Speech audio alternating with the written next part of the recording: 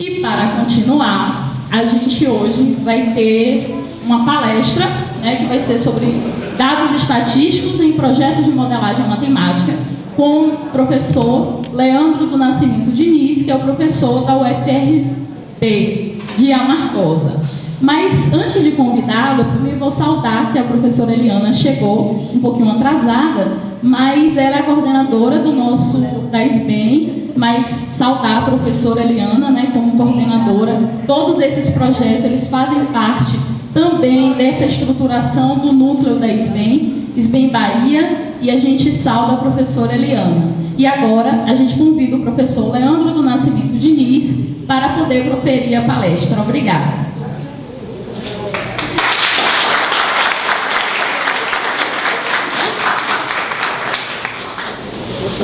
Bom dia. Eu quero inicialmente agradecer a vocês pelo convite, dizer que é um prazer estar aqui com vocês. Eu não sou egresso da casa, mas eu me sinto um pouco egresso, porque a maioria não sabe, mas eu trabalhei aqui por pouco tempo, verdade. Foi só 3 meses, né? Eu até brinquei, tem uma até comentou que a professora Érica, digo Érica quando eu estava aqui, ela estava afastada. Então, eu já tenho um tempinho, né, Helena? Já tenho 9 anos que eu estive aqui com o professor, esse período pequeno. Mas, gente, é um prazer estar aqui dialogando com vocês. E até comentei também com a colega aqui que a gente faz parte de um grupo de professores que ensinam estatística no país inteiro, no Zap. E aí eu comentei, eu vou dar uma palestra amanhã na Unesp de Lagoinhas e tal. E como teve o EBEM aqui, né, e a gente tem vários palestrantes de fora, uma professora, a Cileda, que é da PUC São Paulo, eu vou falar, vou pedir licença, mas eu vou dizer exato, eu queria ter botado no slide, mas vacilei, esqueci, poderia ter colocado. Eu queria ler para vocês exatamente como foi que Cileda, como foi que ela escreveu, para vocês verem a moral que vocês estão. Olha, ela escreveu assim: eles são super interessados, conheço o pessoal, parabéns. Muitos me escreveram pedindo dicas, materiais de leitura, etc. Então vocês são destaque já. Vocês são destaque. Vocês merecem palmas. E esse pessoal que ela fala são vocês aqui, são vocês, estudantes da licenciatura, né? Que eu estou vendo algumas carinhas aqui que eu conversei bastante durante a EBEM. Teve uma outra também que eu lembro que eu conversei, enfim. Então, gente, eu me sinto em casa, né? Então, já sou da casa. Minha esposa é de Alagoinhas também, né? Então, eu estava na casa da minha sogra, pra vocês terem ideia. Foi aluna daqui, né? Fez licenciatura em matemática aqui. Então, não vou comentar que alguns aqui foram até professor eterno, né? Mas aí eu vou estar entregando a idade. Então, eu me sinto em casa. De vez em quando eu estou aqui em Lagoinhas, né? Desde o mês eu estive aqui, né? Agora o mês que vem está de novo. Então, eu estou sempre por aqui. Então, Lagoinhas é como se fosse uma segunda casa para mim, assim, né? Então, eu me sinto obrigado pelo convite. E fiquei mais contente ainda quando o Dani me falou que o tema foi escolhido por vocês, né? Então, não foi aquela coisa, vamos cuidar do Leandro, porque eu conheço o Leandro e tal. Não. Escolha o tema. Tá. Então, tem um professor que trabalha com isso aqui na Bahia, que é Leandro. Então, que bom que vocês... Ou seja, é mais fácil você falar para quem quer ouvir, né? Já parte de um interesse de vocês. Ao contrário de uma pessoa, de qualquer tema que eu poderia trazer aqui, né? Mas, gente, o tema estatística é um tema que... ele é muito presente e muito atual, obrigado. Ele é muito presente e muito atual. E quando a gente fala de eleição, aí é que ele está presente mesmo, né? Nesse grupo do Zap que eu falei para vocês, teve uma série de discussões lá sobre o processo. Uma série. Você não pediu falar sobre isso, né? Mas existe a possibilidade de manipulação de dados. Existe. Intencional ou não. Não vou entrar muito a fundo porque eu não sou estatístico. Então, eu não vou conseguir falar muita coisa sobre essa questão de manipular informações, manipular dados. São questões mais assim, gerais e tal. Mas existe. Enfim. Eu trouxe para presentear vocês um livro do Enfoco. O Enfoco é o núcleo da Bahia, vocês têm um núcleo aqui, né? Eu trouxe, e aí o Dani falou que estava falando de presença. E alguém nesse daqui. E aí alguém vai ser contemplado. Tá? O Infoco é um grupo que começou numa especialização e depois da especialização a gente montou o grupo, né? Tem pessoas até aqui da cidade, inclusive, mas todo fica focado lá em Salvador. E a gente está completando 15 anos agora em novembro. E o Infoco vai lançar um novo livro com sequências didáticas do grupo. Tem uma pequena introdução à sequência didática para os comentários do professor. Vai ser lançado dia 24 de novembro, se não estou enganado, lá em Salvador. Esse livro. E aí, esse aqui é o primeiro que eu estou trazendo para presentear vocês. Bom, vocês me convidaram para falar sobre estatística e modelagem. E a minha pesquisa de doutorado é sobre isso. Foi sobre isso.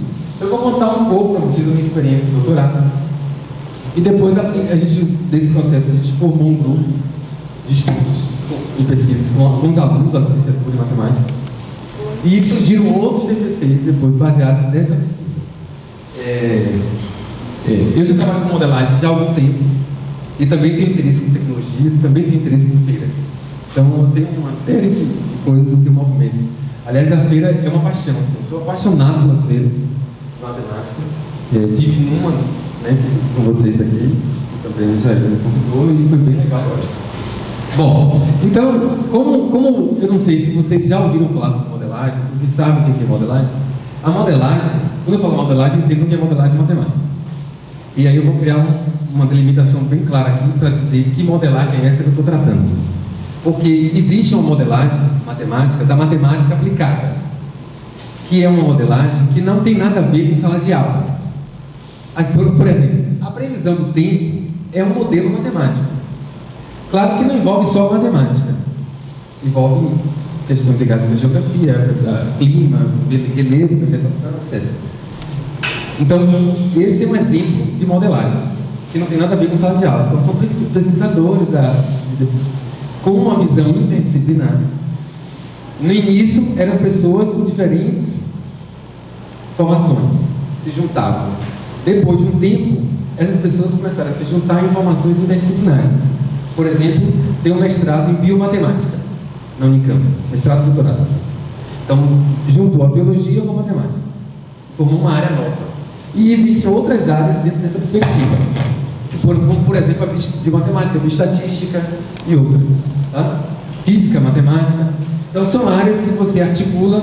E para que serve isso? Para fazer previsões, como a previsão do tempo, ou quando o momento do defeso, que é quando você não pode pescar um peixe, um camarão e tal. Então você faz um modelo. Acontece um vazamento de óleo, de petróleo num determinado local, né? Numa praia, no mar e tal. Então você consegue fazer um modelo matemático que tem a ver com o deslocamento dessa mancha, né? Então são modelos, e aí você consegue prever e aí colocar uma barreira e ver como proteger ou tentar minimizar o impacto. Então tem uma série de exemplos, crescimento de animais, crescimento de peixes, etc. Então, essas são áreas de pesquisa que não têm uma relação direta com sala de aula. Então, uma pessoa, um pesquisador, com um grupo, às vezes ele só, tal. Não é essa matemática, modelagem que eu vou falar para vocês. Tá? Já falei um pouquinho aqui. Tem muito a ver com equações diferenciais, por exemplo. É uma palavra, um conteúdo bem chato relacionado a isso. Mas tem outros. Outros que até que as pessoas não ouvem falar no comum, como teoria dos grafos, por exemplo. Tá? Então, que já vem caminhando até para ser utilizado em educação básica. Mas no Brasil isso ainda não chegou. Mas nos Estados Unidos e uma parte da Europa já.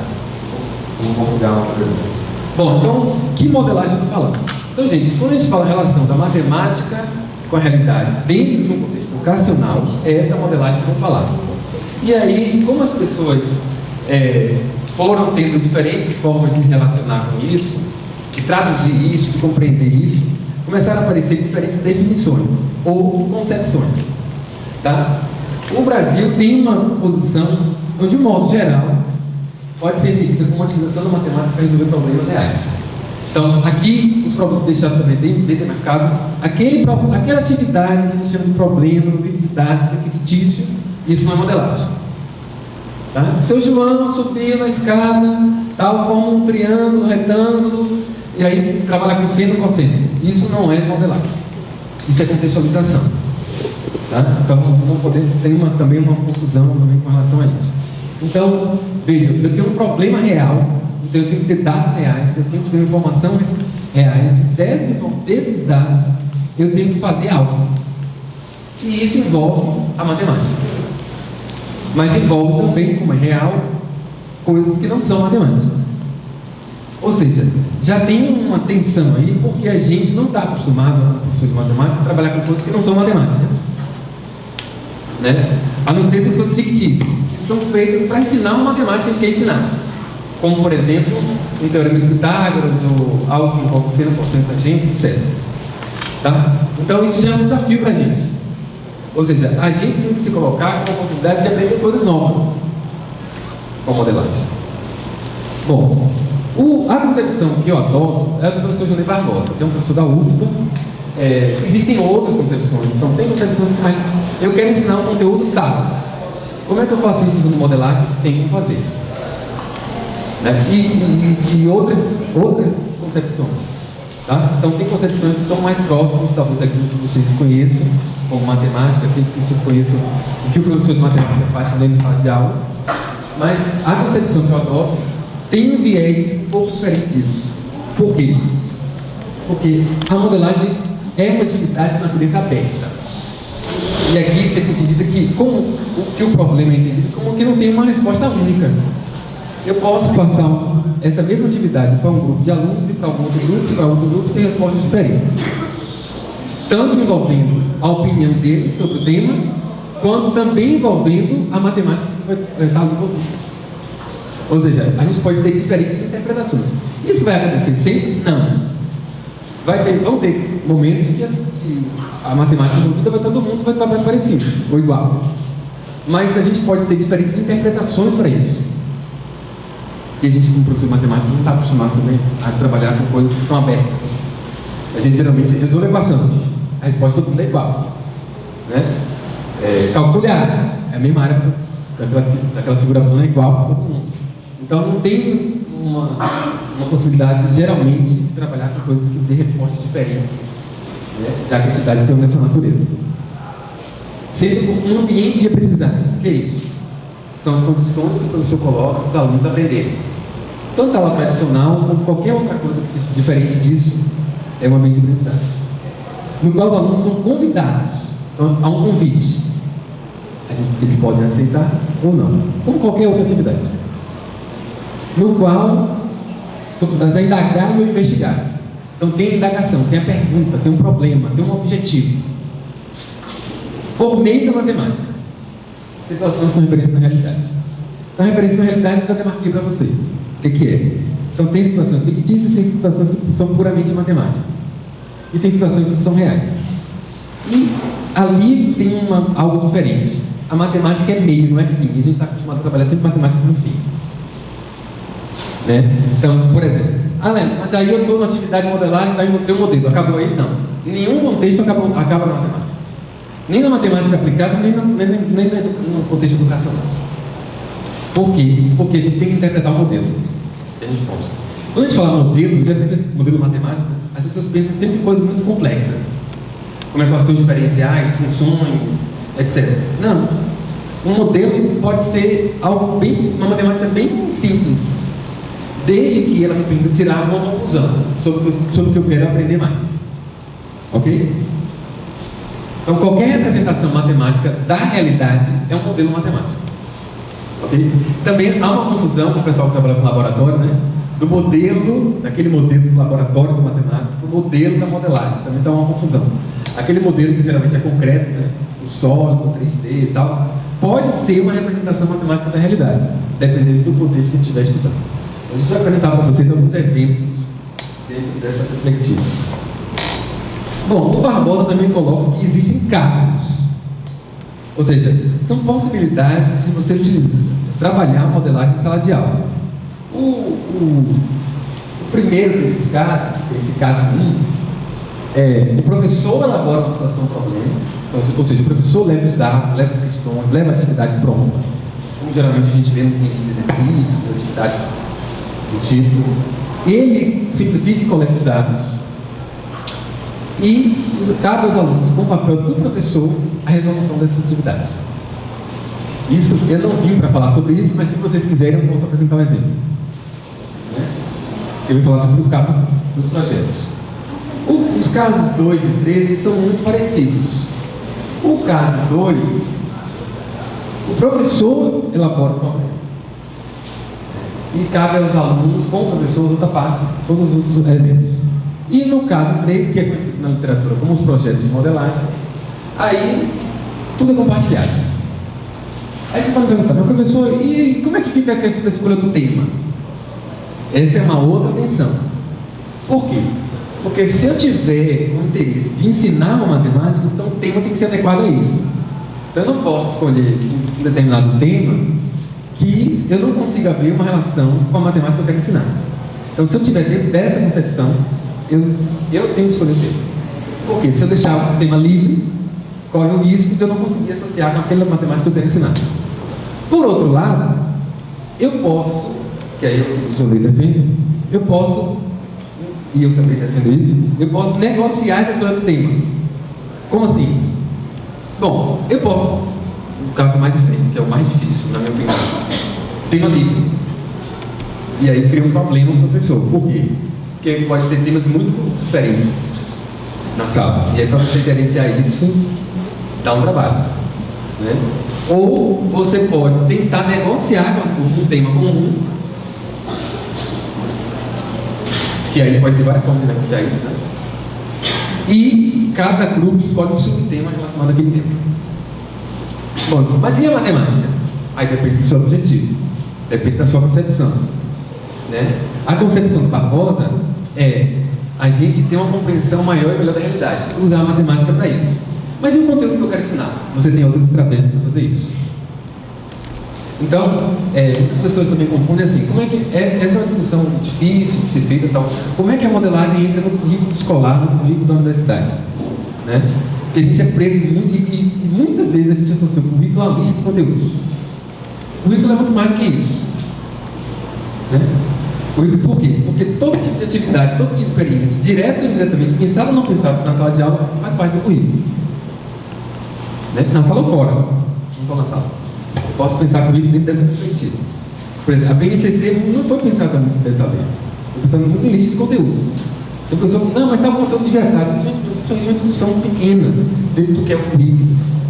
Não é menos importante, mas ela é pequena, porque o currículo não pode ser só lista de conteúdos. É muito mais do que isso. Né? Ou deveria ser muito mais do que isso. Né? Então, como é que a modelagem entra no currículo escolar? Isso é uma tensão. Porque eu tenho uma lista de conteúdos, eu sou cobrado, tem Enem, tem Prova Brasil, tem OBNet, tem um monte de prova, né? Que muitas vezes não prova nada, né? E a gente já viu, eu fui professor de escola pública por 8 anos, e eu ouvia de muitos colegas, assim, e eu mesmo dizia isso, inclusive, a gente sabe, que os professores, meus colegas aqui, vocês sabem disso, vocês são estudantes, sabem, já passaram por isso. Pô, aquele aluno ali é ótimo, fez todos os exercícios, tá? Quando chega na prova, tira 2. Né? Pra gente, porque a prova, gente, é uma fotografia. Quando vezes a gente vai tirar uma foto, essa foto daqui não tá legal, vamos bater outra. Antigamente não tinha essa posição, né? Era um problema, tinha que tirar, vamos bater mais uma para garantir e tal. Né? O povo às vezes fala isso, né? Vamos bater mais uma para garantir. Mas na verdade, porque a gente não via foto. Hoje a gente olha, apaga, tal, não tem problema. Mas é uma foto. Então, às vezes, a foto a gente não está num dia bom, o ângulo não ficou bom, tal, a luz, etc. Mas, ou seja, como é uma foto, e a gente não pode apagar essa foto, ela está lá, né? Então, a gente pode buscar outras formas de fazer essa representação da pessoa, né? Vamos pensando na associação com foto, né? Eu posso fazer vídeos, eu posso pedir para a pessoa descrever um pouco ela, enfim. Eu posso avaliar de outras formas. Como a gente já... Todo mundo concorda que muitas vezes a prova não mostra o quanto o aluno aprendeu, né? Só a prova, né? E olha, gente, que eu já fui professor que defendia só a prova. E meus colegas aqui da rede estadual, municipal, meus colegas, eu era um professor da escola pública que não concordava nem com nota qualitativa. Para mim, tinha que ser só prova, acabou. Comecei como professor na rede estadual, defendendo isso. Eu era dos contos. era muito criticado por alguns colégios, enfim. Mas a gente pode mudar as percepções, né? A gente pode começar a rever as coisas, né? Eu fui fazendo esse movimento, eu tentei fazer esse movimento ao longo da minha carreira profissional. Bom, gente, os projetos de modelagem, como eu falei para vocês, né, é um tipo de atividade que é organizada a partir de um objetivo geral ou pergunta. Então escolhe-se um tema, um subtema como sugestão e vem um objetivo. Também é uma atenção, porque é difícil a gente tentar identificar a partir daquilo que os alunos têm interesse. Como é que eu escrevi isso em forma de pergunta? Quem está fazendo TCC sabe o que é isso. Ou já fez TCC, dissertações, teses, enfim. Sabe o que é isso. Não é uma coisa fácil de ter. Mas é uma questão de tipo aberta. Então é uma questão da realidade, não é uma questão de matemática. Não é uma questão de equação, álgebra, geometria, etc. É um problema. Entendi daquilo como uma situação que parte de algo. Parte da introdução ao conteúdo, parte da introdução de uma atividade. E já falei sobre isso na literatura. Bom, a gente pode tentar identificar alguns momentos, mas momentos soam um pouco receita de bolo, né? Sequência, faça assim, assim, assado, não. A coisa não é linear. Se não é linear, pode ser cheio de idas e vindas. Então eu posso ter um momento, depois posso voltar, enfim. Mas a gente pode passar pela escolha do tema, do subtema, do objetivo geral, de modo inicial. Depois, vão na internet, vão na biblioteca, busca informações sobre isso e a gente refina, então faz essa pesquisa exploratória, que pode ser também entrevistando pessoas, enfim, e define se esse objetivo ou pergunta. E eu botei outro, mas pode ser isso também, tá? Resolve-se esse problema e aí a gente insere a matemática nesse cenário, tanto ali, mas pode ser antes também, enfim, e socializa os resultados. Geralmente a gente pensa em socialização de resultados numa apresentação de um seminário do grupo em sala de aula. Mas isso pode ser, gente, na feira de matemática. Porque é um projeto que encaixa, o projeto de modelagem vai encaixar exatamente com o projeto da feira de matemática. Por isso que a minha paixão da feira surgiu daí, dessa possibilidade. Isso mobiliza conhecimentos. Isso que fala os estudos mostram. Que são matemáticos, que a gente já falou aqui alguns tipos, tecnológicos, que são aqueles que você aplica matemática, e reflexivos. Esse último conhecimento não é muito popular entre os professores de matemática, nem estudantes. Porque matemática não envolve reflexão. Matemática envolve fazer, habilidade, né? É o saber fazer. Não envolve, de modo geral, reflexão. A gente não pensa sobre algumas coisas. A gente faz as coisas. E eu gosto sempre de dar esse exemplo quando eu falo sobre isso. Quando a gente pergunta para as pessoas o que é média aritmética, de um modo geral, o que as pessoas respondem? Uma fórmula. Né? Soma tudo dividido pela quantidade. Geralmente as pessoas falam algo do tipo. Eu digo, gente, mas eu perguntei o que é. Se uma pessoa pergunta o que é porque a gente pressupõe que a pessoa não sabe o que é. E você dá uma fórmula, a pessoa continua sem saber o que é. É a mesma coisa que eu estou dando aula de estágio, no ensino médio, eu pergunto para os alunos, gente, o que é função? Aí vem aquela definição formal de função. E como o aluno não consegue entender isso, se você começar definindo isso, no aluno do ensino médio, aí todo mundo fala, não. E por que vocês começam? Né? Eu brinco com isso dizendo que é o famoso professor Chicó. Vocês conhecem o Chicó? Lembra do Chicó do Alta Compadecida? Não sei, só sei que é assim. E aí eu brinco também, tem a professora, isso é só brincadeira, né? A professora Gabriela. Vocês conhecem a professora Gabriela? Se tiver alguma dela aqui, se tiver alguma dela aqui me mata, né? Eu nasci assim, eu cresci assim, você sempre assim. Vocês não vão ser Gabrielas, vão ser Chicós ou vão ser outra pessoa? A experiência de estudante de graduação é uma experiência interessante, e também de mestrado e doutorado. Todo mundo acaba sendo estudante, né? E você acaba olhando para os professores, para os professores, dizendo, esse professor é legal por causa disso, disso. Ou esse professor é péssimo, detesto, tudo que ele faz é ruim. Ou uma parte, ou outra parte ruim. E aí a gente acaba se espelhando desses professores. Né? São espelhos de muitas coisas, às vezes são uma bobagem, mas é espelho. Bobagem pra gente, né? É pra gente. Né? Então a gente é observado o tempo todo, vocês estudantes estão se formando. Eu sempre conto uma situação. Estava tendo um burburinho na sala de aula, eu sem saber o que estava acontecendo, sabia que tinha alguma coisa. E estava tendo aquele tipo, teve uma hora que eu disse, gente, o que está acontecendo? Vocês estão aí burburinho danado. Sabe qual era a besteira? Eu soltei do ônibus, passei no local, comprei uma garrafinha de água, peguei o troco, botei no bolso e fui andando para a escola. Quando cheguei na escola, entrei na sala, o dinheiro estava aqui do lado de fora do bolso. O comentário era isso. Pra gente é uma bobagem, mas é para ilustrar para vocês como a gente é observado. E observado, né? Então, mas volta na reflexão, está falando da média. Então, a gente nem para pensar as coisas e vai repetindo. Então, média, o que é média aritmética? Não volta, não assim, mas quem não sabe o que é média, continua sem saber o que é. Mesma coisa, função. O que é função? Aquela coisa, aquela tamanho você gosta de x, tá? O que é isso? Continua não entendendo. Ensino superior, limite. Você chega na turma de cálculo, define limite. Quem entende o que é aquilo? Epsilon, delta, caos. Né? Chega em análise, a gente não entende aquilo. Muitas vezes não consegue entender aquilo. Imagina um cálculo. Então, as pessoas precisam entender que essas coisas não são tão triviais como a gente pensa que são. Né? Como pra gente é. Né? Então, a gente precisa entender, por exemplo, média. O que é média? Média é uma medida de tendência central. Então, ela está contando para a gente o que pode estar acontecendo no centro dos dados. Da mesma coisa, a mediana e a moda. Mas a gente nunca se depara, a gente geralmente pede o que é mediana, o que é moda, calcula a média. Qual é o valor da mediana, qual é o valor da moda, calcula a média. E só fica nisso aí. Aí, a pergunta que eu gosto de fazer é, sim, e qual das três melhor representa a tendência do que está acontecendo no centro? Aí o cara tem que parar para interpretar, e eles estão acostumados a fazer isso. De modo geral, as pessoas, em matemática, as pessoas não interpretam. Interpretar é uma palavra que não faz parte, de um modo geral, de aulas de matemática. No que faz parte é resolver, calcular, integrar, derivar, etc. Né? Então, o conhecimento reflexivo é o conhecimento sobre, é uma reflexão sobre algo. Então, é a gente parar e analisar que, será que tem interesses por trás disso? Ou, por um lado, ou esse modelo matemático que a gente encontrou, vamos levar ele para a realidade? Ele reflete de fato o que está acontecendo na realidade ou não?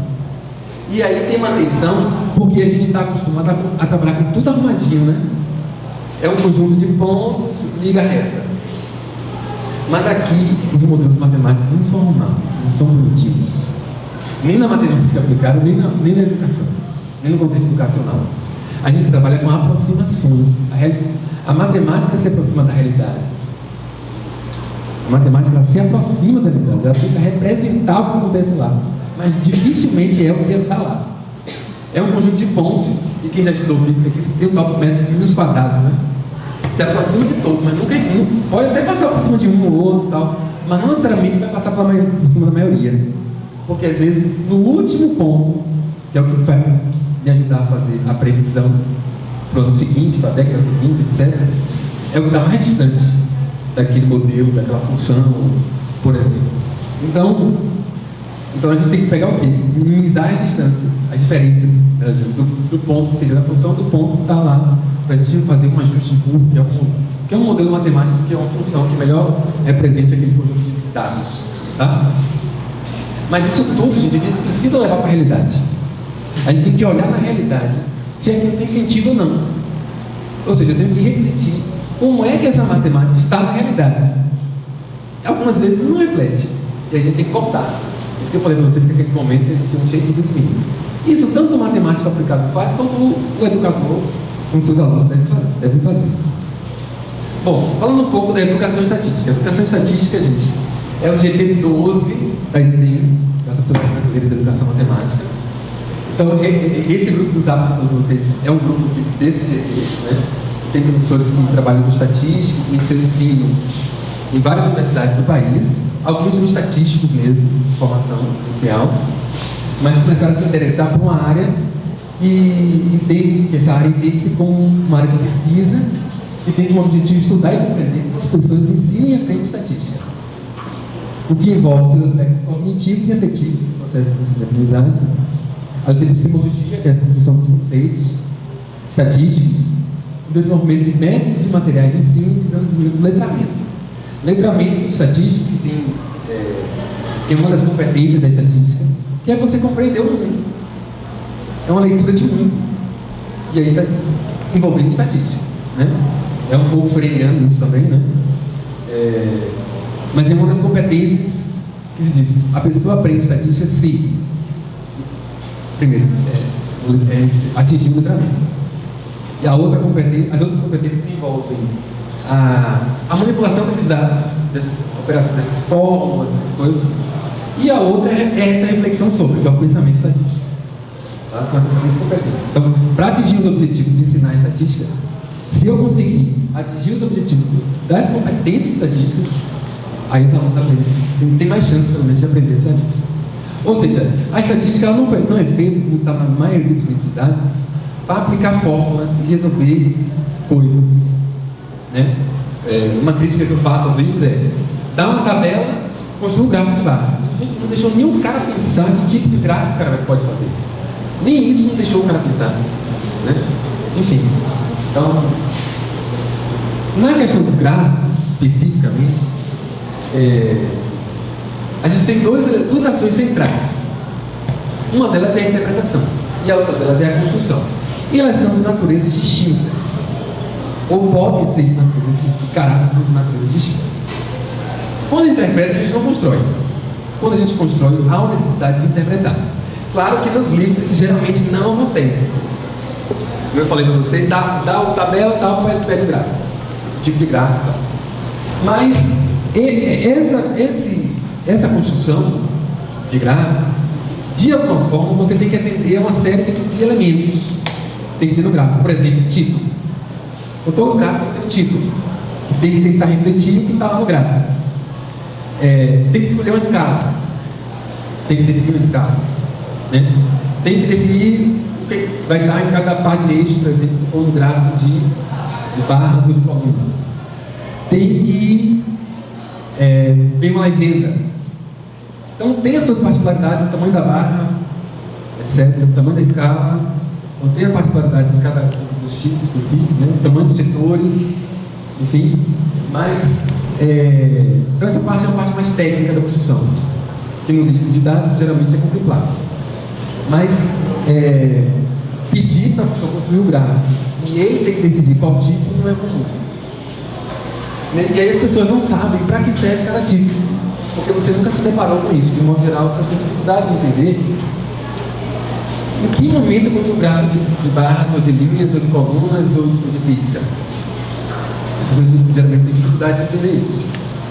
Então tem essa parte técnica, mas quando a pessoa se depara com o gráfico, seja ele em qualquer, e aí a gente tem diferentes cenários para isso, né? Pode ter um artigo científico, pode ter lá um gráfico, eu posso ter um gráfico na televisão, no telejornal, eu posso ter numa revista, assim, uma revista popular, do tipo Veja, Isto É e tal.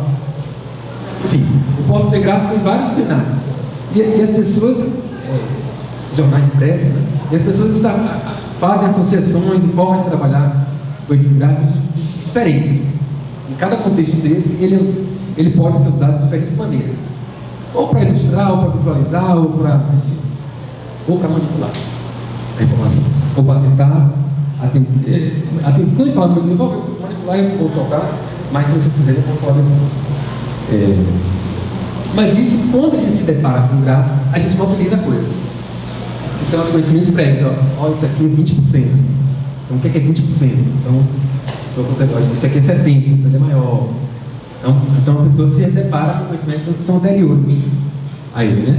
A área do setor, um gráfico de pistas, né? É maior, é menor do que esse outro e tal. Então a gente se depara com conhecimentos.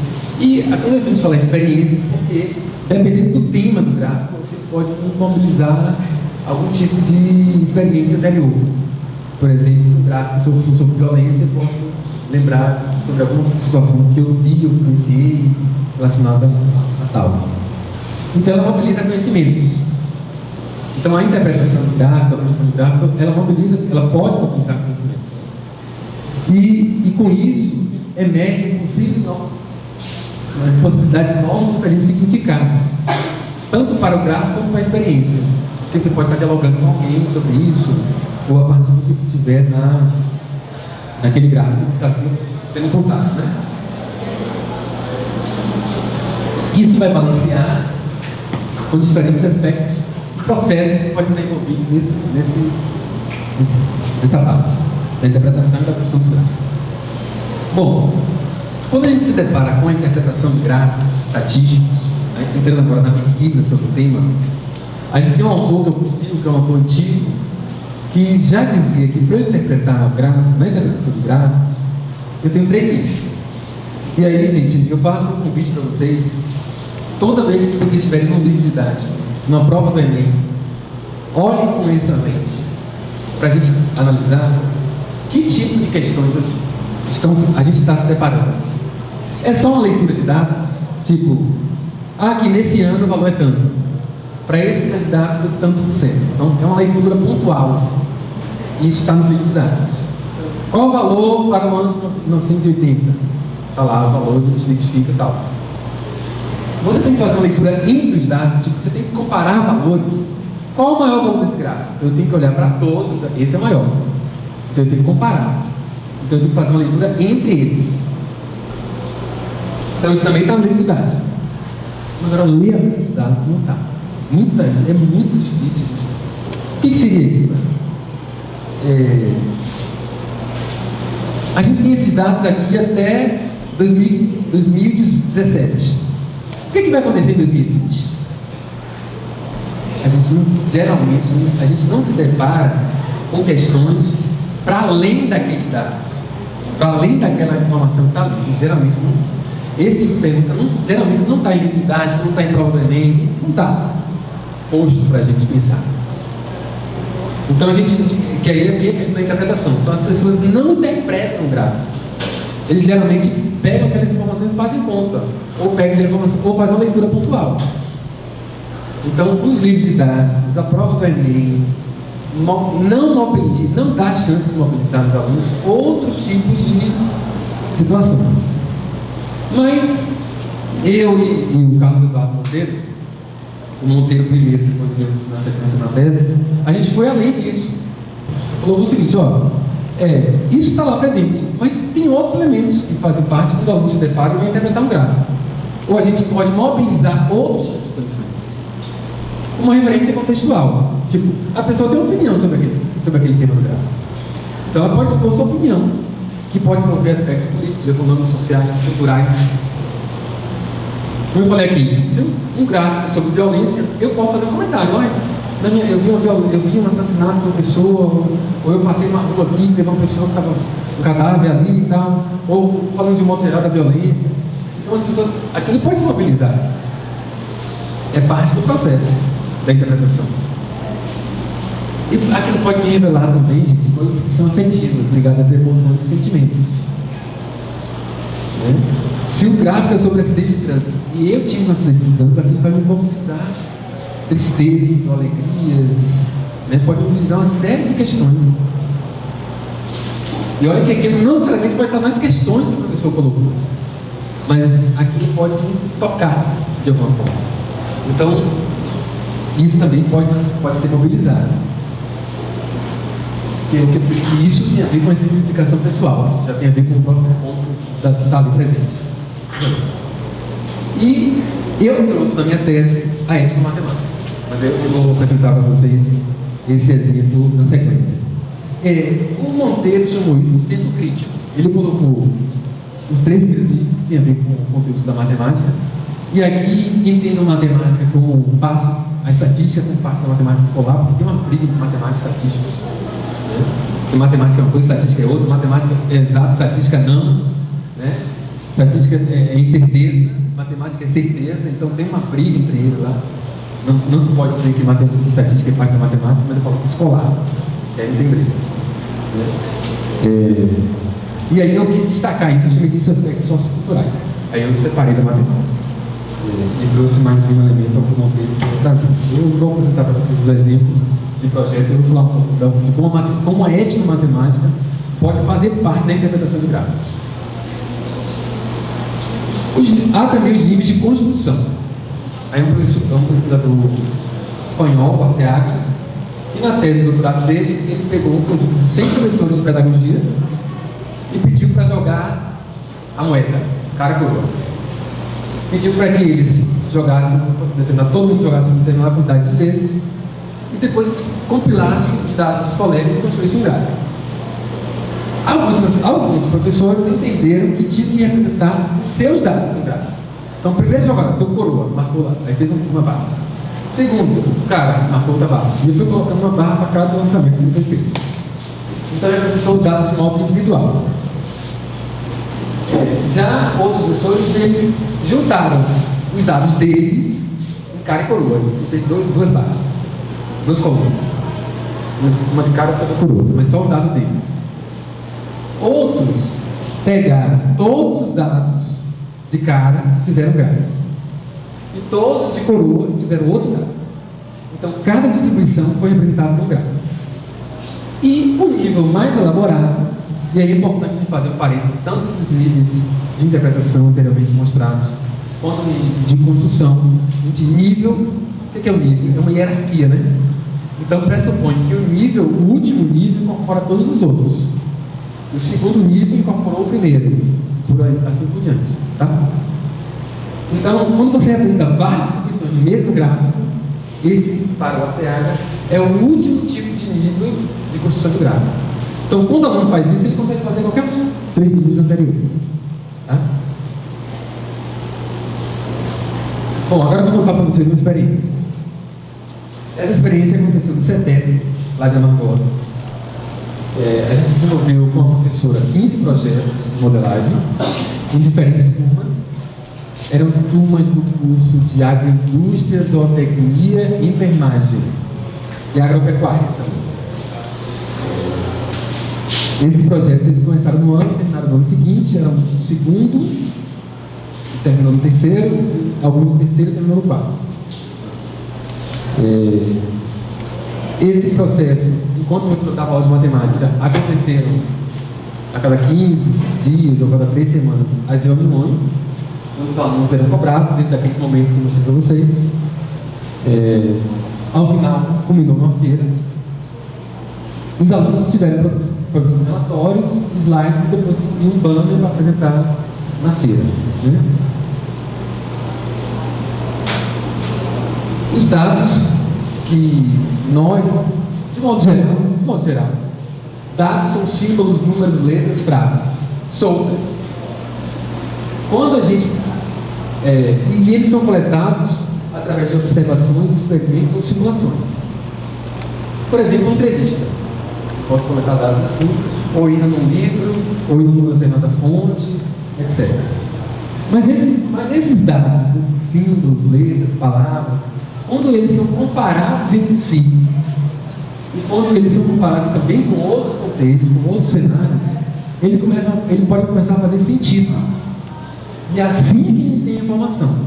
E aí, gente, vou fazer um parênteses, e aí a informação ela pode ter diferentes interpretações. E aí que está a manipulação. Porque muita gente pensa que manipulação é erro.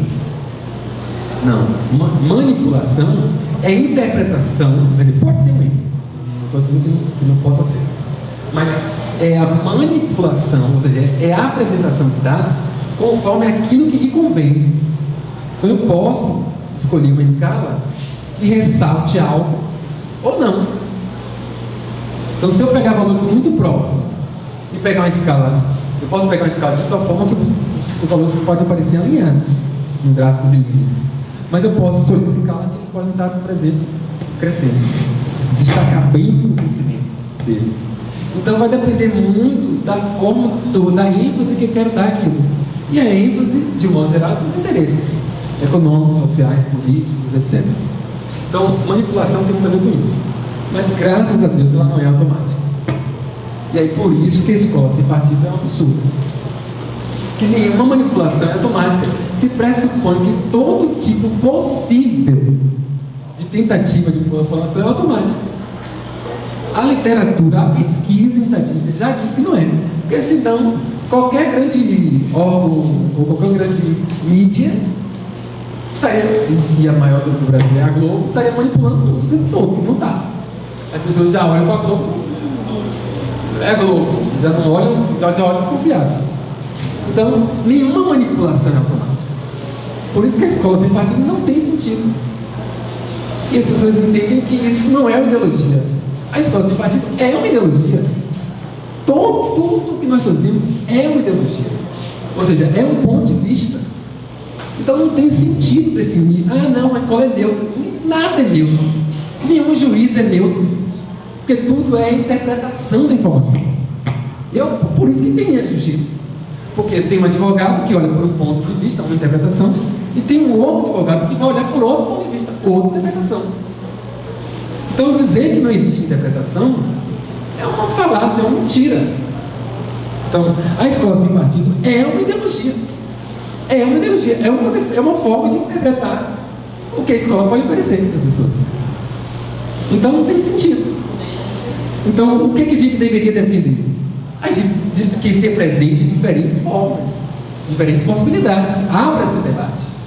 A escola é um lugar de debate. A universidade deve ser um lugar de debate, de ideias. Infelizmente, a gente está se aproximando muito mais do ódio do que do debate, da intolerância. Mas nenhuma manipulação é automática. Não se manipula as pessoas automaticamente. Isso é um grande equívoco. E quem está falando isso não sou eu, são as pesquisas da área de estatística, da área de ensino de estatística. Tá? Então, com isso a gente vai ter dados que são gerados, que são aqueles dados que a gente chama de fonte primária, de modo geral. Né? A gente vai lá na fonte coleta, seja na entrevista, seja no livro, etc. E os dados que a gente chama de dados prontos, que são aqueles tipos de dados que a gente coleta a informação, mas não sabe muito bem de onde vem. E aí pode estar um perigo, porque a gente não sabe, se a gente não sabe, aquilo pode ser uma famosa fake news, ou pode ser, ou não. Mas a gente não consegue entender com maior profundidade aquela informação. Bom, ali são alguns projetos, um pouco pequeno, mas eu vou mostrar para vocês dois projetos. O primeiro que eu vou fazer um recorte e mostrar para vocês é um sobre polpa de frutas. E o outro é sobre salsa e alface. Tudo sobre polpa de frutas. O objetivo do projeto de modelagem dos alunos, tá? São alunos do ensino médio, curso de áreas agrárias, de agroindústria. Eles tinham interesse em investigar o reaproveitamento que pode ser feito por pequenos agricultores rurais para a produção de polpa de frutas. Esse reaproveitamento, eles já estavam no terceiro ano, terceiro e quarto ano, né? Do projeto. Então eles já tinham um conhecimento da área técnica. Então não eram alunos que não conheciam nada sobre o tema, tá? É uma coisa importante colocar. E o primeiro dado estatístico, assim, estatístico quantitativo, que eles pegaram foi no site da Embrapa. E eles queriam, na verdade, eles acabaram indo para uma pesquisa que era: será que dá para, na polpa de fruta, a gente utilizar os resíduos? E resíduo é aquela parte que a gente joga fora, que é a casca, o caroço, etc. Claro que tem alguns casos especiais, tá? Ninguém tira o caroço da goiaba para fazer a polpa. Todo mundo bate junto e depois pula, né? Mas a manga, todo mundo tira o caroço, tira a casca de modo geral. Aí eles entendem: será que dá para a gente fazer uma polpa utilizando essa parte que a gente joga fora? Então, eles foram buscar essa informação. Para isso, eles buscaram informação no site da Embrapa, entrevistaram uma pequena cooperativa que faz polpa de frutas. E o primeiro dado que eles coletaram no site da Embrapa foi: qual é a quantidade de resíduos daquela parte que a gente joga fora das frutas? E aí, para nossa surpresa, olha sério, o abacaxi 38%, a banana 30%, a goiaba 47%, o mamão, a casca semente 34% e as aparas de corte 12%. E a manga, casca carente 53-77%. Aí a primeira coisa que a gente tinha que fazer, eles tiveram que fazer foi: no mamão tem 2 valores. O que é que eu faço com esses 2 valores? Só. Isso não teve muita dificuldade. A manga tem. O que significa isso? 53-77. É menos. É menos pelo negativo. Não tem sentido. E aí tá. Aí chegamos ao intervalo. Por que tem esse intervalo? Olha a reflexão que eu falei para vocês. Por que intervalo? Porque depende do tipo de manga. Pode variar. E se eu quiser fazer um gráfico para representar isso? Como é que eu faço? Que tipo de gráfico é? Gráfico de colunas. Ok. Abacaxi 38, banana 30, goiaba 47, mamãe eu vou somar os dois e mano, vou botar quanto? Aí apareceu na linguagem dos alunos a moda, né? Mas na linguagem dele, não, aquele que tem maior quantidade, maior frequência e tal. Mas qual é a moda? Que valor é esse? Eu também não sabia. Até que chegaram a saber qual é o valor. Não, professor, vamos somar então os dois valores. Então, ali dividir por 2. Média. E aí eles traçaram esse gráfico estatístico. E eu perguntei para eles: por que gráfico de valores? Por que esse gráfico é o melhor para isso aí? Por que não é de linha, de pizza e tal? Essa foi uma pergunta que eles nunca tinham se deparado, né? Mas, de modo geral, eles conseguiram entender que esse tipo de gráfico é importante para comparar as quantidades. É fácil a gente olhar e dizer: manga é maior. Então, a leitura entre os dados é fácil de ser feita. Por isso que eu utilizo gráficos de valores. Em seguida, também no site da Embrapa, eles pegam aquelas duas tabelas. As duas tabelas são sobre abacaxi. A primeira tem, aqui tem os nutrientes do abacaxi, né? E tem os resíduos. E a segunda é a parte da polpa do abacaxi, aquela parte comestível, né? Não a polpa da fruta, a parte comestível. A polpa seria a parte já industrializada, né, tal, beneficiada na linguagem. Né? Observe, fósforo 37,13. Potássio 973 mg, tá? 131. 43,22. 50,18. 07,01. 7,1, 0,3. 5,8,6. O que a gente pode concluir?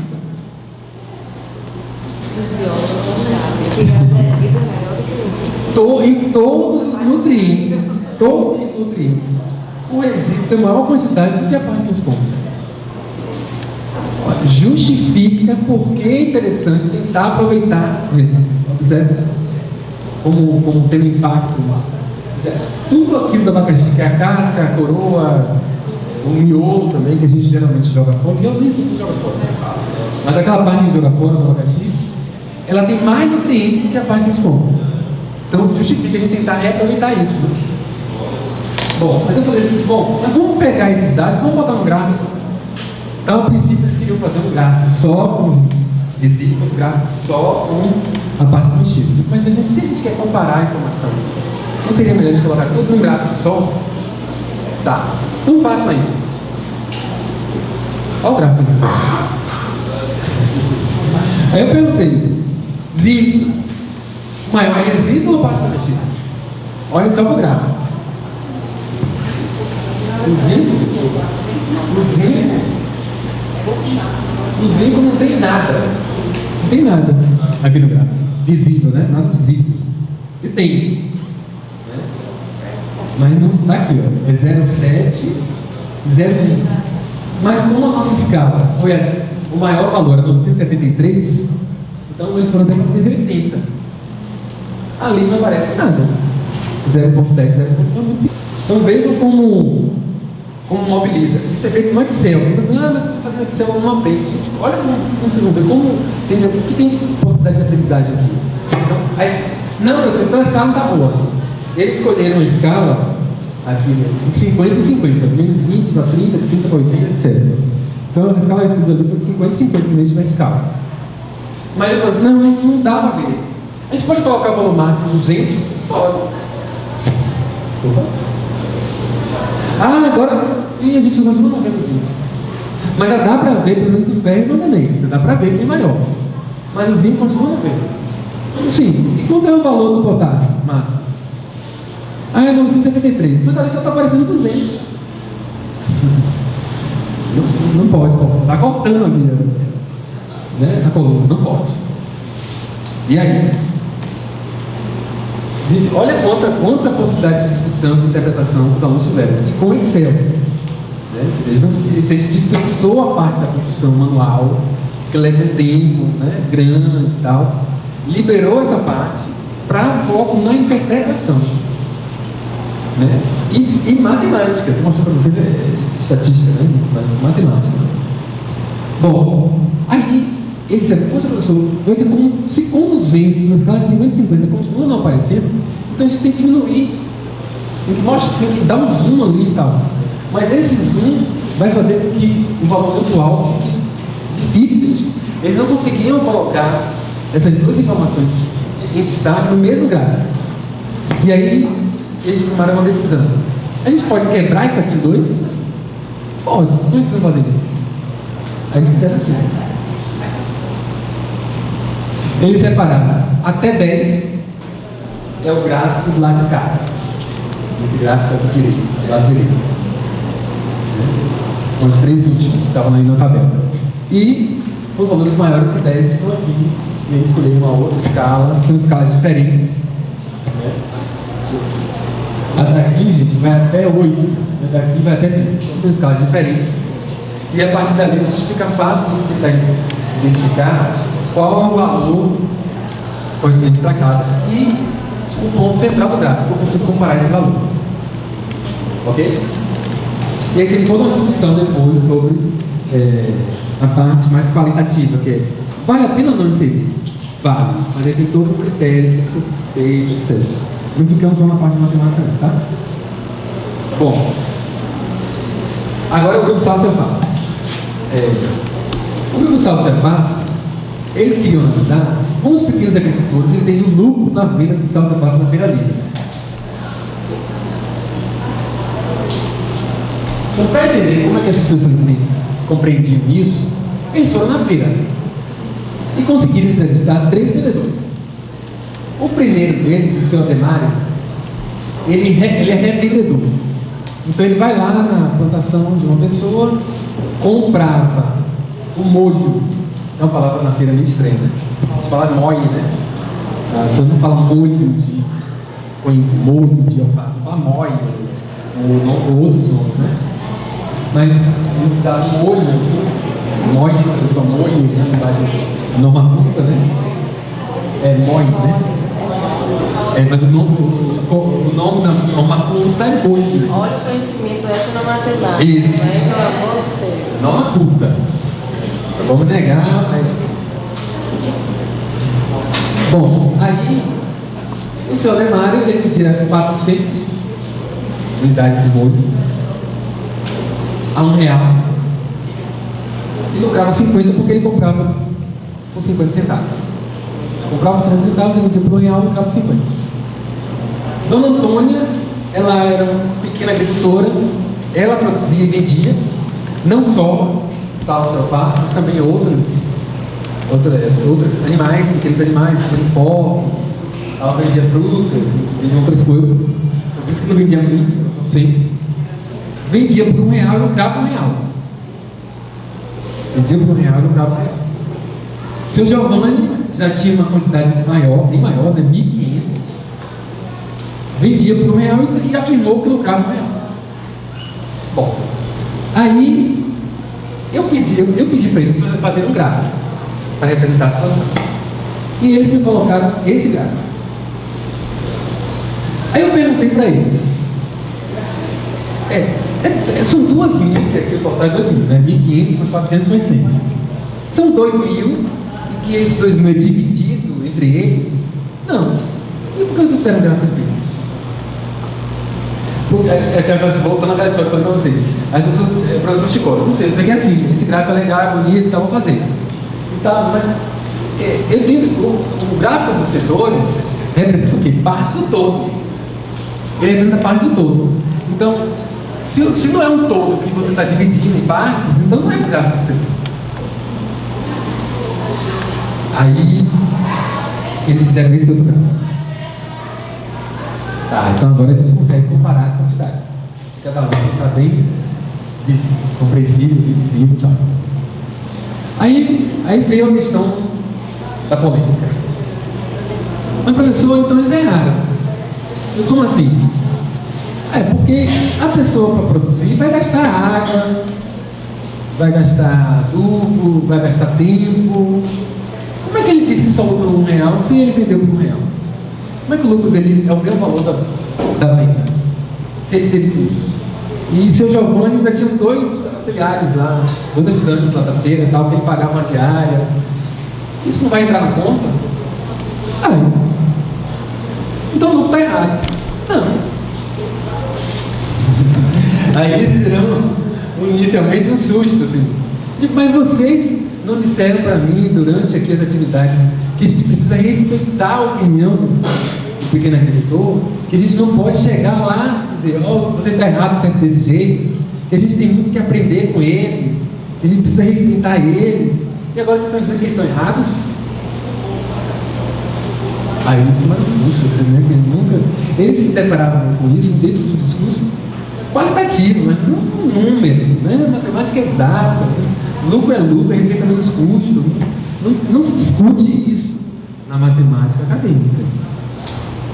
Na matemática deles se discute. Mas como assim, professor?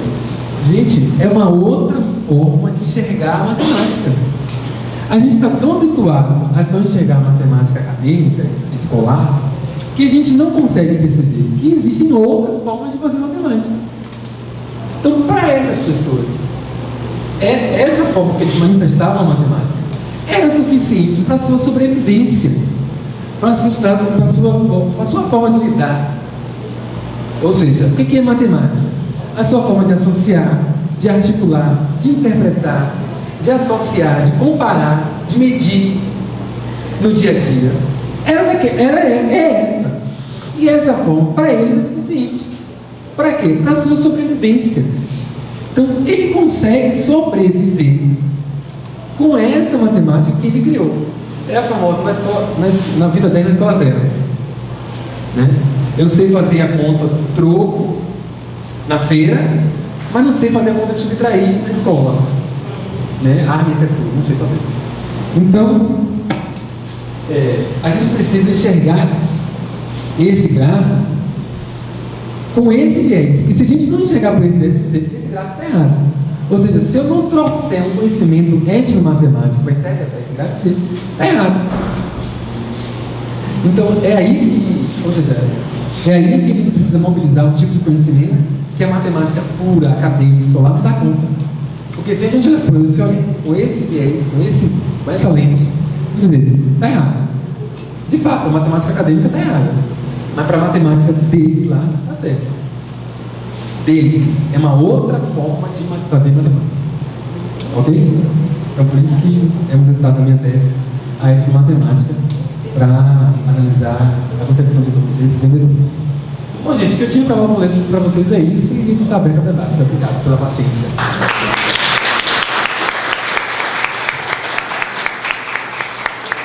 Então, agora a gente franqueia a palavra para que vocês possam questionar e perguntar ao professor Leandro. Vamos tirar as dúvidas. Quem se habilita? Então você aplicou modelagem no ensino médio. E a pergunta ia ser mais ou menos isso. Se você conhecia casos de professores licenciados que trabalhavam com modelagem mesmo. Porque, como você falou, às vezes a pessoa pensa que um problema que aparentemente retrata uma situação real como muito contextualizado, né? É modelagem matemática. Eu ia perguntar isso, mas você trabalha no ensino médio e você aplica a modelagem em sala de aula. Porque eu não consigo... aquela modelagem, essa modelagem que você aplica, né, que é atualmente, essa liberdade da escolha do problema é complicada mesmo. Aí eu queria saber como é que você lida com essa situação do ensino médio, essa escolha do problema. Eu acabei de falar sobre isso, né? Quando eu fui procurar a professora, vocês até conhecem. Não, da escola. Da escola, vocês conhecem. Vocês sabem quem é. Ivanildo. Eu fui lá no CETEP, fui lá procurar a professora. O professor era eu. Mas eu esqueci de contar essa parte da história. Quando eu cheguei na escola, a Ivanise estava. A escola já tinha escolhido um tema, agricultura familiar. Que era um tema que a Unesco escolheu na época do ano para discutir no mundo. E a escola tinha escolhido esse tema para discutir. A escola era a antiga escola agrícola, Magosa, como vocês aqui tem estadual, o CETEP, né? Então, tem uma cultura da área agrícola, e aí os professores na semana pedagógica escolheram esse tema. E aí eles vão aproveitar essa oportunidade de discussão, escolher subtemas. E eu estava ali para guardar minha pesquisa, não era professor. Quem estava conduzindo todo o projeto era eu. Só que como eu estava indo com muita frequência na escola, além do porteiro pensar que eu era professor da escola, além de ter isso, os alunos eu era como se fosse um segundo professor deles. Então, quando tinha aula de matemática, eles tinham que tirar conta comigo. Professor, não entendi isso aqui, me explica. Então, e aí o projeto, muitas vezes, eles vinham conversar comigo. Também com o Vinícius, não é só comigo. Mas eu fiz questão de dizer, gente, o professor é eu. Não, professor, mas aqui vocês são professores, dois são professores, não tem problema. Então eu estava ali muito mais como aquele observador participante, assim, sabe? Mas eu acabei fazendo parte da pesquisa. Então, esses subtemas foram escolhidos por eles. Por eles. E como eles eram dos cursos técnicos, todos os temas que eles escolheram foram da área do curso deles. Então, eu falei aqui salto eu faço, mas tem outros temas. Todos os temas foram da área, tanto da área de enfermagem quanto da área da área de agrária, né? Levou muito tempo. Isso também foi um problema. Eu pergunto aqui quanto tempo levou, né? Isso aí foi um problema, porque a nossa ciência inicial era levar 2 unidades, na época eram 4, né? Mas a escola tem muitos projetos. Então, e tem as culminâncias. Chega um momento que você não consegue fazer nada. Então, a gente começou a segunda unidade e começou a terminar na terceira. Mas aí teve sarau, face, feste, aqueles projetos, a feira não tinha na escola. Começou a ter vários projetos na escola, tinha um projeto de sarau, enfim. E a gente não conseguia avançar. E aí a gente acabou dizendo, vamos deixar para a gente concluir no ano seguinte, que já foi um problema. Mas aí eu disse, a gente precisa de alguma motivação. Porque se a gente não tiver uma motivação, isso aqui vai morrer. E aí eu fui convidado para ser avaliador de uma feira nacional de matemática em Salvador. E aí eu fiquei com aquilo na cabeça. Isso pode ser o último momento, não sei como. E aí a Laís, né, que na época estava fazendo na feira, ela disse assim, essa ideia é boa, vocês começarem a projetar, para implicar na escola, na de Margosa e tal, isso tudo é só guardar, mas não é uma coisa que eu estou fazendo projeto de pesquisa. Não é. E aí quando ela falou que os melhores indicados da Feira Bahia para a Feira Nacional, aí eu cheguei para mim e falei isso. Vamos fazer a apresentação de uma feira e dizer para eles que os melhores indicados para a Feira Bahia. E quem sabe deixar para a Feira Nacional. Então a meta era, vamos para Santa Catarina. E aí a gente apresentou aquilo no início do ano, aí os alunos ficaram super empolgados. Não tinham projetos, então era um projeto que eles já tinham, que iam ser tocados, e a gente ia fechar ainda na primeira unidade. E aí foi uma motivação enorme. E você conduziu ele para o tratamento estatístico, porque a modelagem propõe aquela liberdade, não é? Então, houve uma intenção, houve uma condução para esse tipo de resposta? Não. Tanto é que tem projeto que a gente descartou da pesquisa porque não tinha estatística nenhuma. Claro que ela perguntou, gente, se a gente conduziu o projeto para a estatística, que a gente queria, que na pesquisa do nosso foco era a interpretação dos gráficos desses projetos, né, com tecnologias. O objetivo do nosso projeto era analisar como é que isso acontecia. Então teve um projeto que foi descartado, porque não tinha um gráfico nenhum estatístico. Mas quando teve um projeto que tinha uma possibilidade de a gente discutir estatística, a gente usava. Então, a partir do objetivo que a gente levantou para o interesse deles, de cada projeto, aí a gente dizia, olha, esse objetivo aqui é interessante você entrevistar um agricultor. E aí vem dados estatísticos. E a gente fazia esse tratamento com o até para motivar quem queira trabalhar com... Porque como você falou, essa prisão ao currículo, né, faz com que a gente, eu vou falar gente, porque todo mundo aqui é professor, vai ser professor, tenha o receio, o medo, a insegurança de trabalhar a modelagem nessa perspectiva, né, que é a perspectiva dessa liberdade. Então, dentro desses problemas que você trabalhou, assim, houve uma tranquilidade para satisfazer esse outro lado? Assim, você viu muita coisa sendo trabalhada do currículo?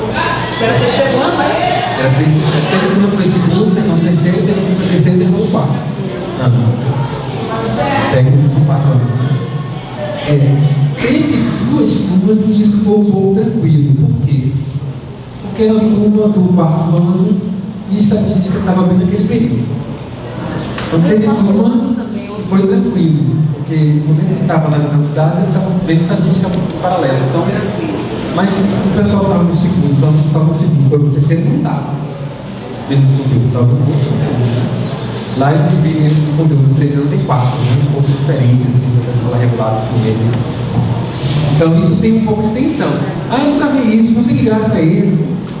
Eu não me lembro disso. Eu sei que vocês fizeram média aritmética. Não sei que média é aquela coisa de cálculo, né? Mas eu não lembro direito do que é isso. Então, em algum momento, a gente precisa dar algum esclarecimento, que não é o assunto que está sendo dado na aula regular, vamos dizer assim, né? Então, tem um momento, então a gente fazia as reuniões do projeto, cada 15 dias, cada 3 semanas, estava fazendo uma reunião. Naquele dia da reunião era só aquilo, era uma aula só com o projeto. A gente chegava com, a gente dizia, ó gente, a próxima meta é tal, e vamos ver se vocês atingiram a meta que a gente tinha pedido para hoje. E aí a gente ia para o grupo e ia deixando. Não fez, por que não fez? Olha, agora você não dá conta disso e disso. Como é que você não dá conta disso e disso? Para a próxima reunião. Vai entrevistar alguém? Tá. E aí, se vai entrevistar, precisa fazer as perguntas. Quando eles vão mandar as perguntas? E aí a gente ia. E a matemática, quando chegou o momento da matemática, essa articulação com a matemática, a gente tentou fazer com isso esse meio termo, né? Esse diálogo, né? Então, isso aqui está sendo dado, ótimo.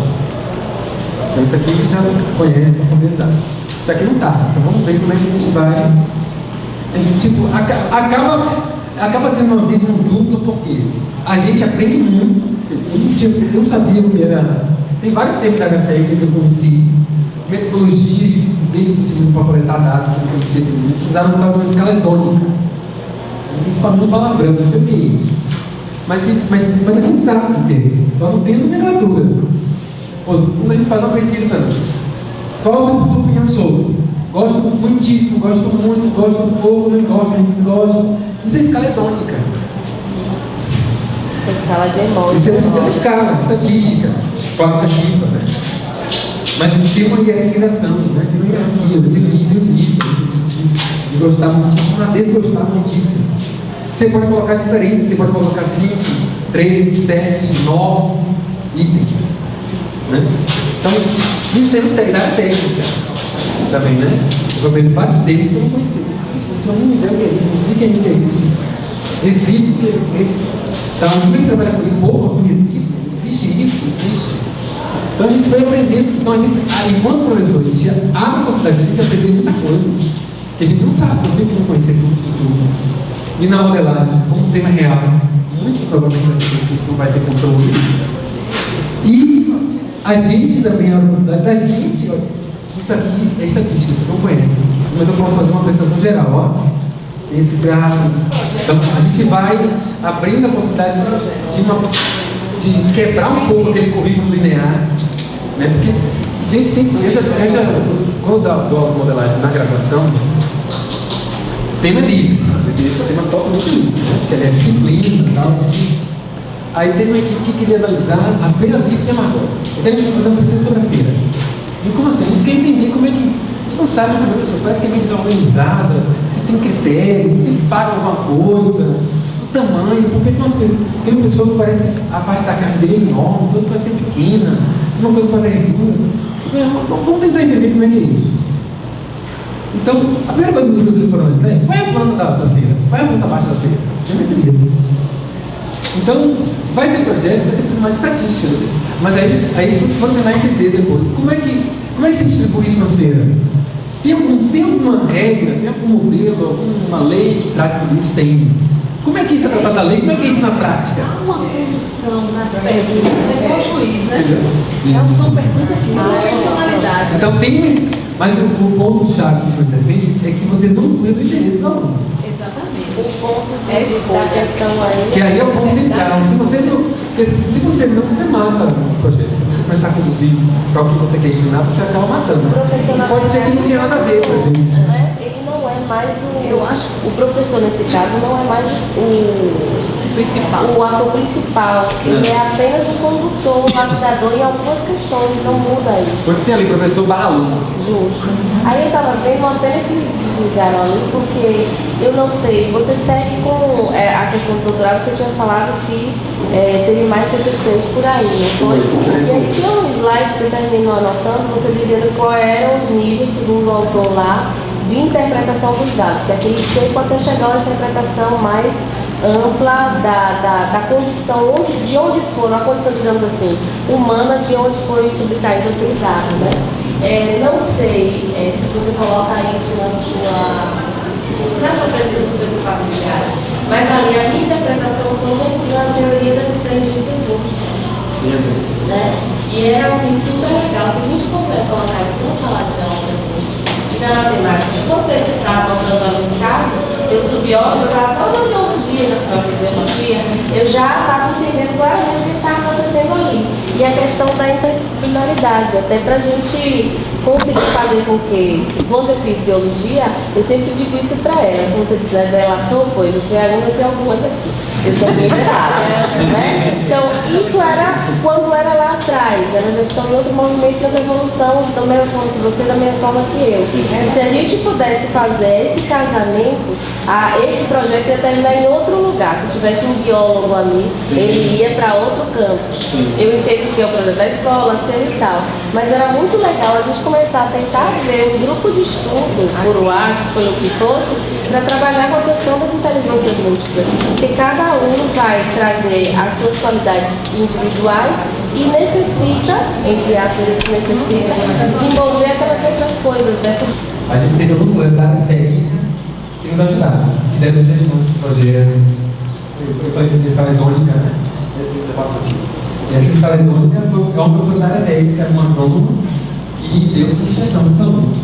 Não foi um projeto que eu apresentei aqui, foi um outro projeto.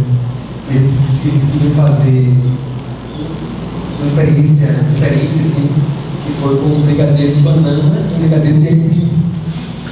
E queriam saber das pessoas o que elas achavam sobre esse brigadeiro. Então, eles fizeram essa escala. E teve também um grupo que fez com o doce de limão, que é aquele doce que vai fazer todo mundo, banana e tal. Mas eles também fizeram experiência com o doce com a banana D10 e o doce com canela de açúcar. Então aí ele saiu pesquisando com as pessoas e fizeram essa escala. Isso tudo foi através do quê? Do contato da parceria com o professor Adolfo. Eu também tenho outras pessoas, mas só mostrar mais. Mas é que isso potencializa a possibilidade de diálogo, de similaridade, pensando do ponto de vista. Bom dia, professor. Eu sou professora de educação básica. E eu gostaria de saber se tinha condição de fazer esse projeto de modelagem. Por exemplo, eu nunca vi modelagem, já ouvi falar de modelagem. Sei que modelagem, a que é mais conhecida é de estruturar equações, como o senhor falou no início, de equações diferenciais, vários tipos de equações. Mas tem como a gente ajustar o currículo a um projeto de modelagem desse? Ou eu tenho que levar tudo para a estatística? Ou eu tenho que direcionar para a estatística? Eu queria, porque a gente sabe que a gente é preso ao currículo, de qualquer sorte. Né? A gente é obrigado a trabalhar com currículo. Se tinha uma condição de fazer um projeto que não levasse a estatística, por exemplo, o aluno do nono ano, que vê estatística, mas de uma forma muito superficial. Eu sempre recomendo para quem não tem muita familiaridade com modelagem, a não começar com o projeto. Por quê? E como vocês viram, tem uma série de tensões e dificuldades. Não é fácil, de fato. A gente está acostumado a trabalhar com equações, é só matemática pura, ou aquela contextualização e tal. Aí um projeto. De fato, não é uma coisa fácil. Aí eu posso mostrar, mas só está fazendo algumas apresentação, mas a gente tem uma experiência de TCC que a aluna pegou desses projetos e transformou numa atividade casuística. Que é aquela atividade que você coloca um texto resumido sobre o tema e coloca alguma informação quantitativa. No caso dessa pesquisa dessa aluna, ela colocou 2 gráficos. e questões sobre aquele tema. O tema era câncer de próstata, câncer de mama e útero. E tem um momento que não. Tem um projeto, e ela pegou aquele projeto para uma atividade. Essa atividade durou 2 horas. É uma atividade de modelagem, com dados reais. Mas é uma coisa que dá para fazer que você vai criando uma espécie de confiança, vamos dizer assim. E é uma espécie de parênteses da aula. Não é uma coisa que você vai levar tempo longo. E agora, a dificuldade é: que tipo de pergunta te elaborar? Essa é a dificuldade. O que é literatura boa? Questões fechadas, que pode ser questões, por exemplo, ler dados, ler além dos dados. Né? Então, tem um valor para o ano, o que acontece no seguinte. O que vocês acham que acontece no seguinte? Por quê? Tal. Questões fechadas, ou perdão, questões abertas, são opiniões. Qual a sua opinião sobre tal elemento, tal série, tal no texto, falando sobre o tema? E questões que a gente chama de questões são mistas, e tem uma pergunta inicial fechada, e depois tem uma opinião sobre a pergunta aberta, articulada essa questão fechada. Então, esse tipo de atividade, que é a atividade de modelagem, que eu falei no caso, ele é uma atividade que é mais fácil de ser de fazer todas essas coisas que eu estou fazendo aqui. Entendeu? Agora, como adequar o projeto? Vai ter exemplo estatística? Não vai poder vir exemplos não, né? Foi da planta baixa, da feira, se eu tinha geometria, não tinha tipo estatística. Né? Tem projetos que não tem estatística, tem gráfico e tal, mas projetos bacanas. A gente não tem problema desse, mas tem. Então, como a nossa intenção é utilizar a matemática como um meio para compreender a realidade, aquele interesse do aluno que a gente traduz no objetivo da pergunta, então a gente não sabe que a matemática vai aparecer. Tem diversas concepções de modelagem. Existem outras concepções que a gente se atrela ao conteúdo. E a partir daí você tem que escolher o tema. Se você não escolher o tema, você não vai ter como garantir esse conteúdo. Mas aí você pode ter desvantagens, você pode perder o interesse. Então. Ou ele não tem interesse nenhum quando ele tem isso. Né? A gente fala de modo geral. Né? A gente pode tentar. Como é que se identifica o interesse? Não maneira de tentar, mas as pesquisas já falam da comunicação que a gente diz muito menos do que a gente gostaria de dizer. Já da educação, de comunicação fala sobre isso. Então, o muito é gestual. E muita coisa muito implícita, muito explícita. Então, dessa parte explícita, que é a maior parte, que a gente disse que a gente quis dizer, então, você ouvindo isso na conversação, você vai pescar com interesses. É muito daí. Mas a concepção eu não posso dar essa atenção. Eu quero trabalhar com conteúdo, como eu faço? Então, Evanice, por exemplo, usava jogos positivos, no conteúdo que eu estava falando na escola, na aula, e aí tinha um momento de projeto. Então, era, vamos dizer assim, uma forma de trabalhar matemática que poderia ou não ter relação com outra. Então, mas ela não era aquela atividade que ela ia cobrar na prova, no teste, etc. Alguém mais que usa a pergunta? Enquanto a interpretação dos dados daqueles níveis, a interpretação além dos dados apresentados, com a interpretação pode haver uma parcialidade da interpretação deles, né?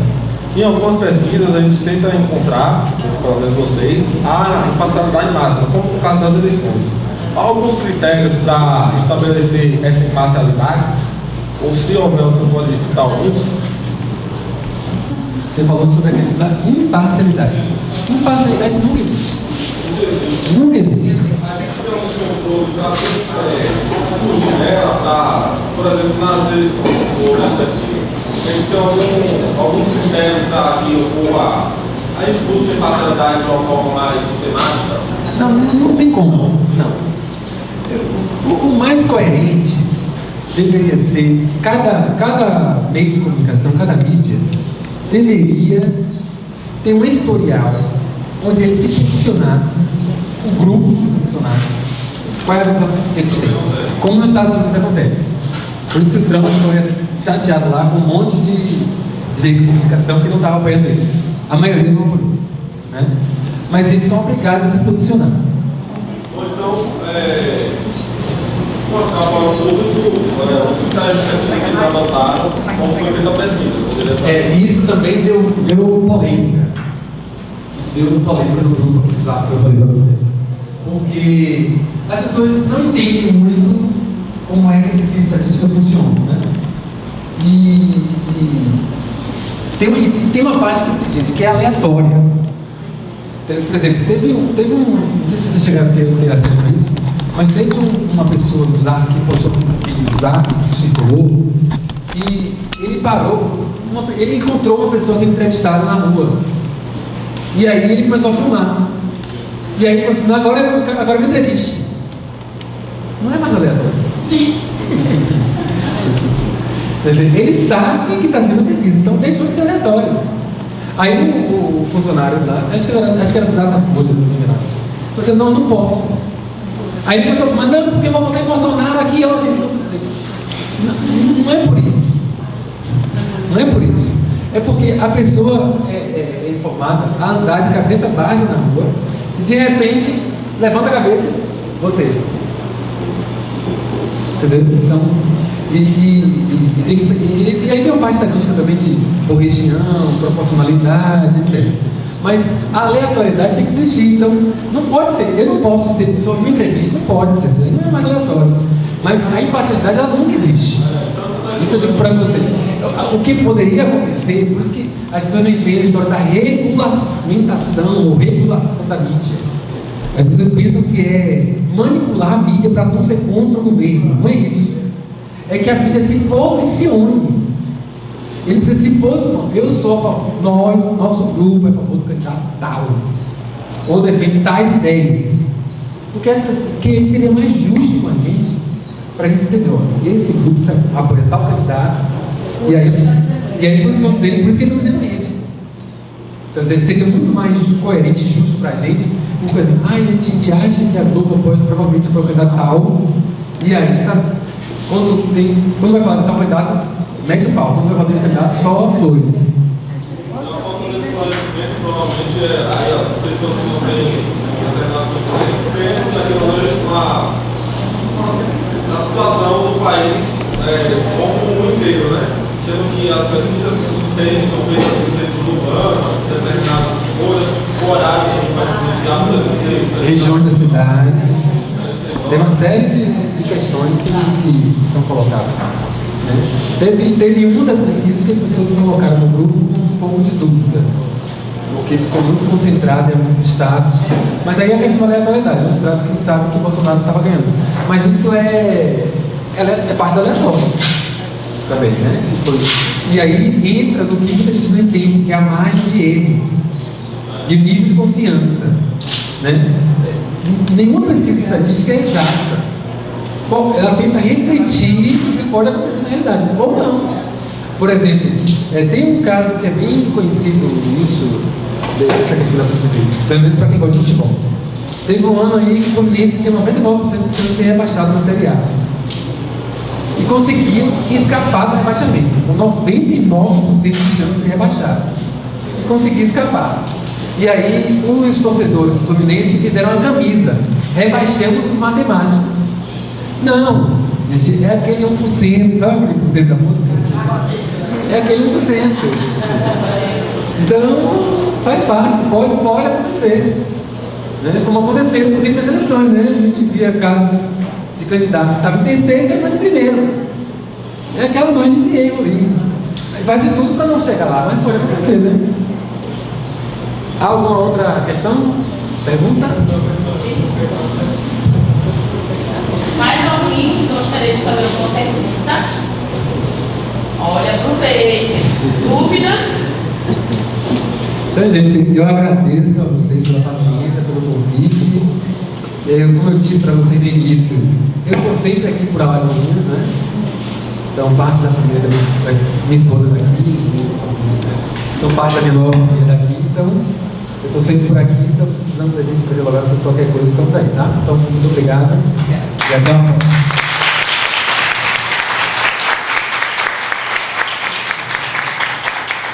Então, a gente que agradece, Léo. Que bom, né, que Alagoinhas é a sua casa. Volte sempre, sejam sempre muito bem-vindos. A gente agradece por essa palestra que foi brilhante, que foi muito boa. A gente fica muito feliz em poder socializar esses conhecimentos, aprender e trabalhar com mais educação matemática. Agora, a gente quer te agradecer entregando um certificado e um pequeno brinde de agradecimento. Pode abrir. É para abrir. Obrigado. Foram os meninos que fizeram. A gente também trabalha com origami. Mostrem para eles. É um origami que os alunos fizeram em agradecimento ao professor.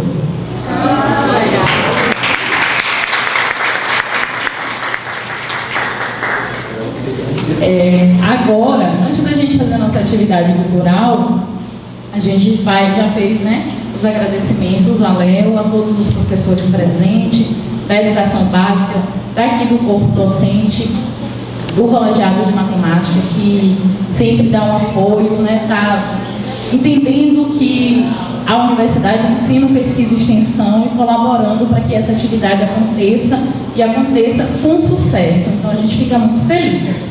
E agradecer os estudantes que estão aqui presentes, porque todas essas atividades é para vocês e por vocês. Obrigada, meninos. E agora, o professor Léo trouxe um livro para poder sortear. A gente tem 2 momentos ainda aqui no nosso evento. O primeiro, a gente vai fazer esse sorteio e no final a gente vai fazer um momento cultural, que é uma apresentação do Malbataão no teatro, a nossa atividade cultural. Por que essa atividade? Porque o Matemática Show também tem como objetivo divulgar o Dia Nacional da Matemática, que é 6 de maio. A gente está realizando o evento em outubro por questões estruturais, de estrutura, mas esse é um dos nossos objetivos, homenagear o Malbataão, que foi um grande educador matemático, que esteve frente aos seus tempos, trabalhando com a matemática lúdica, dinâmica, recreativa, mostrando que matemática é prazeroso. E um dos livros dele, muito conhecido, é O Homem que Calculava, que conta algumas histórias de matemática em forma de contos. E o nosso Malbataão Teatro vai fazer uma apresentação desses contos para vocês. Então, daqui a pouco, a gente vai chamar os meninos que são do projeto para poder fazer essa apresentação para vocês.